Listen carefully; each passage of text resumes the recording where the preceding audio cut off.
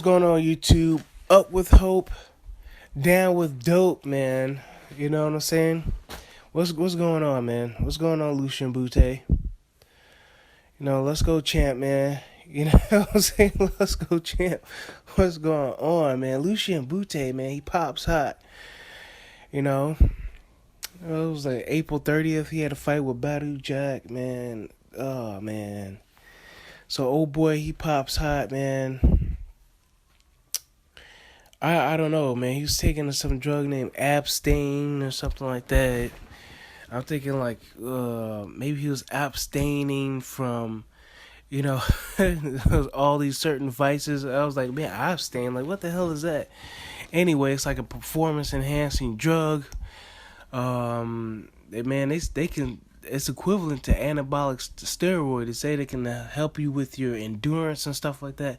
So a lot of these guys are struggling to not only make weight, but they're struggling to go like 12 rounds, these championship rounds. I don't know how they did it back in the day when it was like,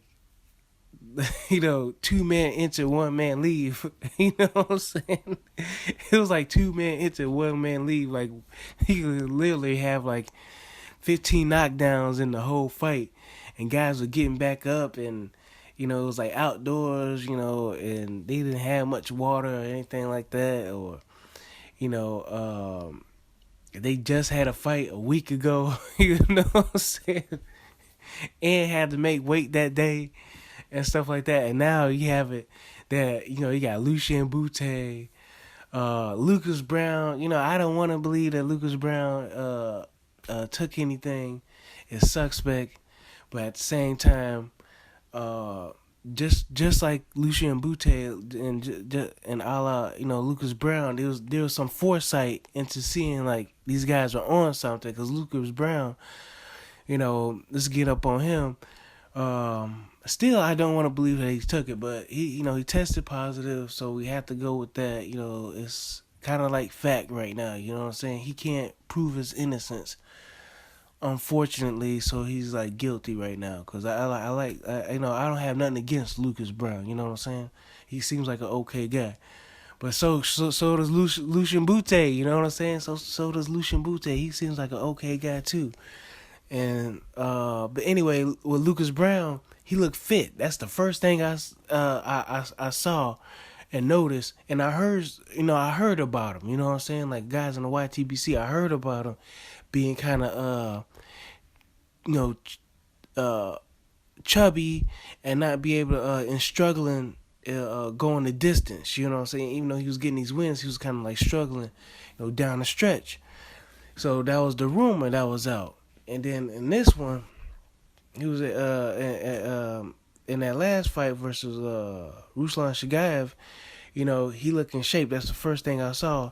And so going back to Lucian Bute, I was like, man, that James DeGale fight, I was like, wow, man, Lucian Bute, he looks good.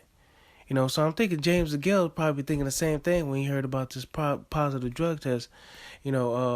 Lucian Bute popping hot. He's probably thinking, you know what? Maybe I don't know if he's probably thinking like, dude, I should be like stressing like maybe more strenuous drug tests and stuff like that, because look at James DeGale versus Rahulio Medina. Porky Medina. Porky Medina really showed up in that fight, man. James DeGale was like, man, I'm surprised. It's like, man, I'm supposed to blow this dude out. Like, what is up? And, a lot of people are like, oh, yeah, Porky Medina, he's real good and stuff. I'm like, nah, man, Badu Jack was able to get him out of there. And Badu Jack, he's a stationary fighter, man. He's got some foot movement and stuff like that. It's the reason why he got knocked out. He was walking into punches prior to him being defensively responsible and stuff like that. He thought he was blowing everybody out, But Medina, yeah, man, he was extra. He came out with a little pep in his step, and he was very consistent, consistent, high volume, 100 punches around. type guy. You know what I'm saying? So with that being said, man, um, yeah, man, Lucian Bute didn't really look all that sharp in his comeback fight, man. I remember he had this comeback fight. I don't know. I think it was against some kind of French guy or something like that. And Lucian Bute, he didn't look so hot. He didn't look so hot. And then all of a sudden, he's getting in with the ring with James DeGale. He looked fired up. And I said that, man, in one of my videos. I was like, man, I don't know if it was the crowd or what, but he was fired up. And in this fight, with Badu Jack, Leonard Ellaby, he had mentioned Leonard Ellaby had mentioned to Mayweather's like, man, this dude's he coming on strong in the championship rounds, and Badu Jack, he was steady giving this dude body work. He's like, where is this dude getting all this energy from? You know what I'm saying? So Leonard Ellaby saw it, you know. So pretty much everybody saw it, and I saw it. I was like, look, it looked like Lucian Bute came on strong. Hell, I was half asleep watching the fight. I was like, man, from what I'm seeing, it look like Lucian Bute, he fired up. You get what I'm saying? Look, it looks like he taking it to Badu Jack, and Badu Jack the one slowing down. I was like, man, it looked like a draw to me. So, a lot of people had Lucian Bute winning those championship rounds. He gets busted for this PED, I think Abstain, whatever. And yeah, man, it's the sport, man. The sport is what's up. And I think Badu Jack, he's got the WBC belt. So the WBC belt, WBC, they got to get it together, and they got to they got to act now, man. They got to act now, and they got to have it so it's them that says, hey, test the B sample, and not the fighter. I know it's the fighters. They got to have some kind of waiver or something like that. I know it's the fighters, business and stuff like that. But you know what?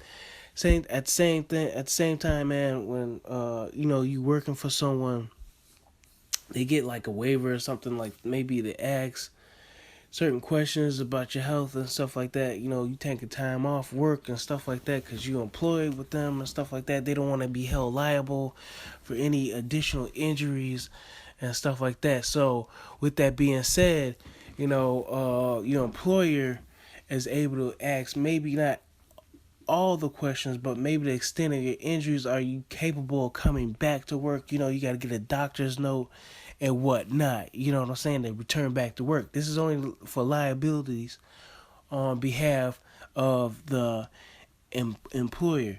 And I know the sanctioning body is not employing these guys or anything, but they are sanctioning these fights, and they do have an obligation to look out for the well-being of the athletes that step into the ring. You get what I'm saying? They're supposed to be a governing body.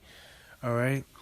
So with that being said, for me, it's a good thing they have the testing in place, but to expedite things and speed this stuff up instead of just wait for these fighters requesting a B sample be tested, that these sanctioning bodies come out with maybe an automatic suspension or something like that on that first test. Come back with that second test, like, hey, we're gonna come back with an automatic suspension, and we have the right to declare that, the second test be tested. You know what I'm saying? The B sample or something like that. So, yeah, man. Somebody was mentioning like maybe 6 months suspension is not enough because these guys only fight like every 6 months, which I agree. Rarely do we have active fighters that fight at least 4 times a year.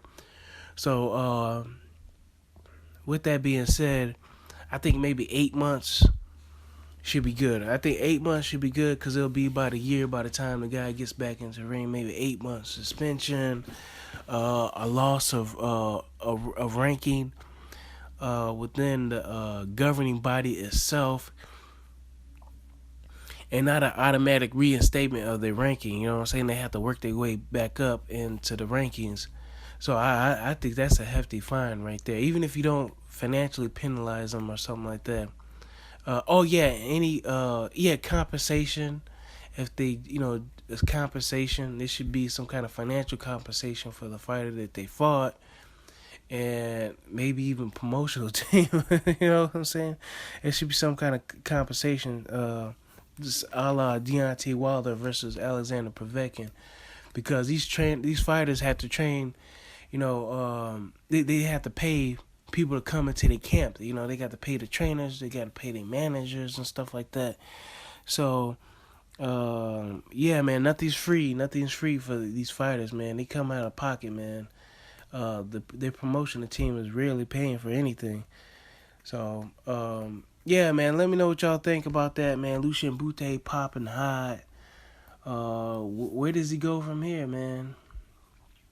And if you have any excuse for Lucian Bute, unlike Roy Jones having an excuse for Povetkin, let me know what you think. All right, bye.